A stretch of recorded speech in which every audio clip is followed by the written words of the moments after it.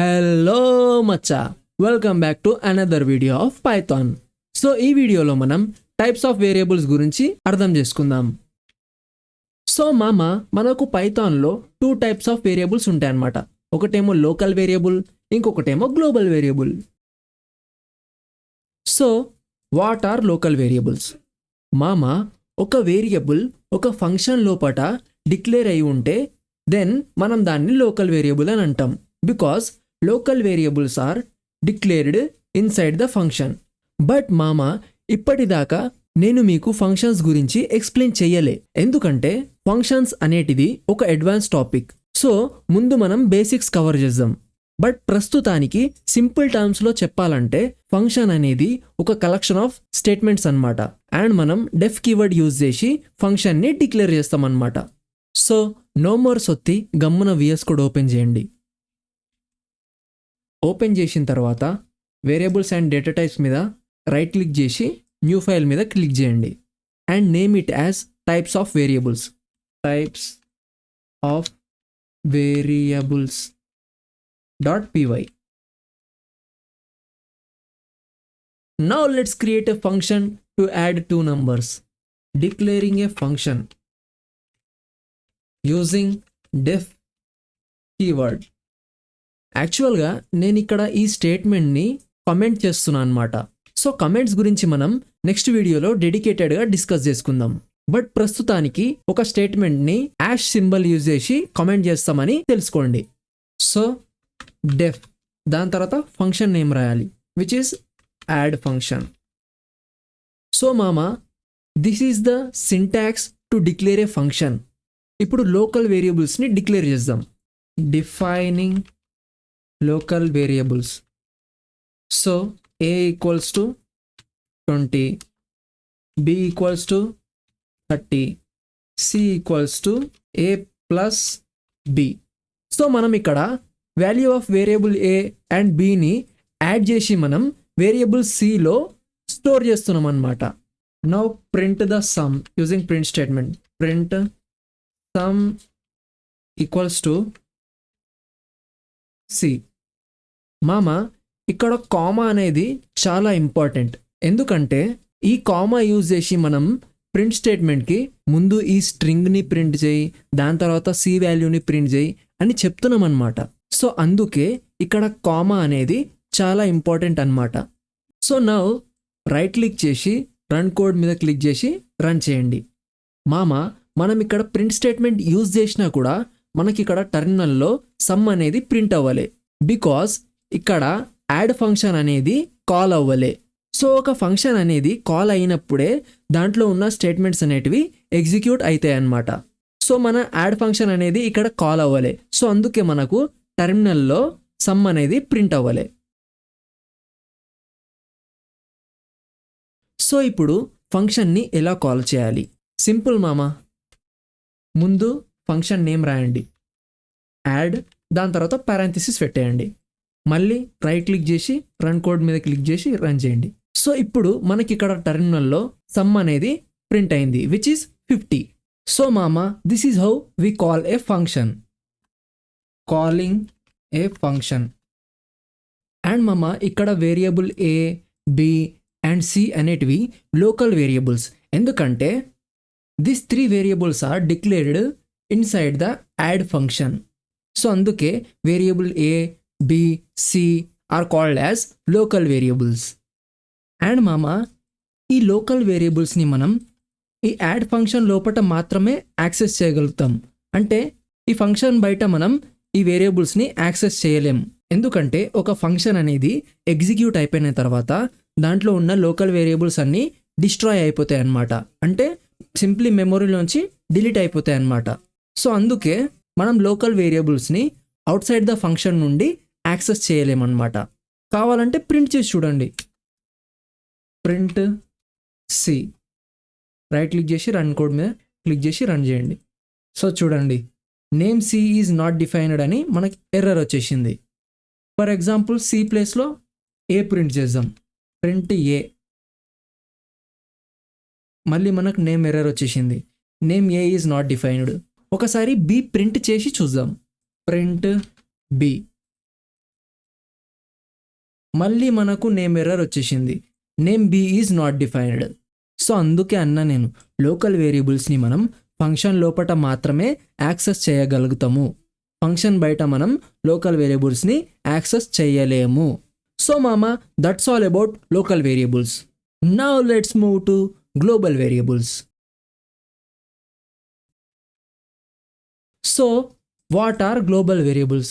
మామ, ఒక వేరియబుల్ ఏదైతే ఫంక్షన్ లోపల కాకుండా ఫంక్షన్ బయట డిక్లేర్ అయి ఉంటుందో దాన్ని మనం గ్లోబల్ వేరియబుల్ అని అంటాం. ఫర్ ఎగ్జాంపుల్ ఇక్కడ చూడండి, ఇది ఒక ఫంక్షన్, బట్ వేరియబుల్ ఎక్స్ అనేది ఈ ఫంక్షన్ లోపల డిక్లేర్ అవ్వలే, ఇన్స్టెడ్ ఈ ఫంక్షన్ బయట డిక్లేర్ అయింది. సో అందుకే variable X is a global variable. And మామ, మనం గ్లోబల్ వేరియబుల్స్ని ఒక ప్రోగ్రాంలో ఎక్కడి నుంచైనా యాక్సెస్ చేయొచ్చు. అంటే ఒక గ్లోబల్ వేరియబుల్ని మనం ఫంక్షన్ లోపల నుంచి కూడా యాక్సెస్ చేయొచ్చు అండ్ ఫంక్షన్ బయట నుంచి కూడా గ్లోబల్ వేరియబుల్ని యాక్సెస్ చేయొచ్చు. But on one condition. అది ఏంటి అంటే, ఒక గ్లోబల్ వేరియబుల్ని మనం ఒక ఫంక్షన్ లోపల నుంచి యాక్సెస్ చేస్తున్నప్పుడు గ్లోబల్ కీవర్డ్ని యూజ్ చేయాలన్నమాట. ఒకవేళ యూజ్ చేయకపోతే ఆ ఫంక్షన్ ఆ వేరియబుల్ని లోకల్ వేరియబుల్ లాగా ట్రీట్ చేస్తుంది అనమాట. అంటే సెపరేట్గా ఒక లోకల్ వేరియబుల్ని క్రియేట్ చేసుకుంటుంది అనమాట. సో ఇక్కడ చూడండి, ఇది గ్లోబల్ వేరియబుల్. సో దీన్ని మనం ఈ ఫంక్షన్ లోపల యాక్సెస్ చేయడానికి కోసం ఈ గ్లోబల్ కీవర్డ్ని యూజ్ చేస్తున్నాం. ఒకవేళ ఈ గ్లోబల్ కీవర్డ్ మనం యూజ్ చేయకపోతే ఈ మెయిన్ ఫంక్షన్ అనేది సపరేట్గా ఎక్స్ అనే ఒక లోకల్ వేరియబుల్ని క్రియేట్ చేసుకుంటాం అనమాట. సో అందుకే ఒక గ్లోబల్ వేరియబుల్ని మనం ఒక ఫంక్షన్లోంచి యాక్సెస్ చేస్తున్నప్పుడు గ్లోబల్ కీవర్డ్ని యూజ్ చేయాలన్నమాట. సో నౌ ఇంకోసారి VS కోడ్ ఓపెన్ చేయండి. డిలీట్. ఈ లోకల్ వేరియబుల్స్ కోడ్ ఆల్రెడీ మీకు నేను ఎక్స్ప్లెయిన్ చేసిన. సో సెలెక్ట్ ఆల్ చేసుకొని అన్నిటినీ కామెంట్ చేయండి. సో ఇలా స్టేట్మెంట్స్ని కామెంట్ అండ్ అన్కామెంట్ చేయడానికి మీ కీబోర్డ్లో ఉన్న విండోస్ +//ని క్లిక్ చేయండి. సో ఈ కోడ్ మొత్తాన్ని కామెంట్ చేయండి using Windows +// keys from your keyboard. Now let's understand global variables. Global variables example 1. So మామ, ముందు మనం ఒక గ్లోబల్ వేరియబుల్ క్రియేట్ చేసుకుందాం. x = 101 global variable. నెక్స్ట్ మనం ఒక ఫంక్షన్ క్రియేట్ చేద్దాం. డెఫ్ మెయిన్ ఫంక్షన్. నేను మీకు ఆల్రెడీ చెప్పిన, మనం ఒక గ్లోబల్ వేరియబుల్ని ఒక ఫంక్షన్ లోపల నుంచి యాక్సెస్ చేయాలి అనుకుంటే మనం గ్లోబల్ కీవర్డ్ని యూజ్ చేయాలి. So global X. సో మనం ఇక్కడ ఈ స్టేట్మెంట్ ద్వారా పైథాన్ ఇంటర్ప్రిటర్కి ఏం చెప్తున్నామంటే, అయ్యా స్వామి, నేను ఇక్కడ కొత్తగా వేరియబుల్ ఎక్స్ని క్రియేట్ చేయట్లే, బట్ ఇక్కడ ఆల్రెడీ క్రియేట్ అయి ఉన్న గ్లోబల్ వేరియబుల్కి రిఫర్ చేస్తున్నా అని చెప్తున్నాం అనమాట. సో ఇప్పుడు మనం ఫంక్షన్ లోపల నుంచి గ్లోబల్ వేరియబుల్ని ప్రింట్ చేద్దాం, which is X. Print X value from inside the function X. Now let's call main function.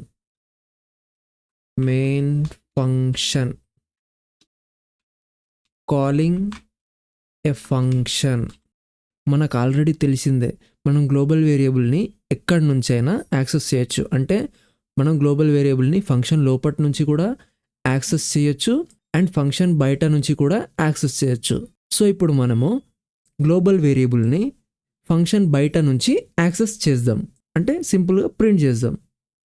Print X value from outside the function comma X.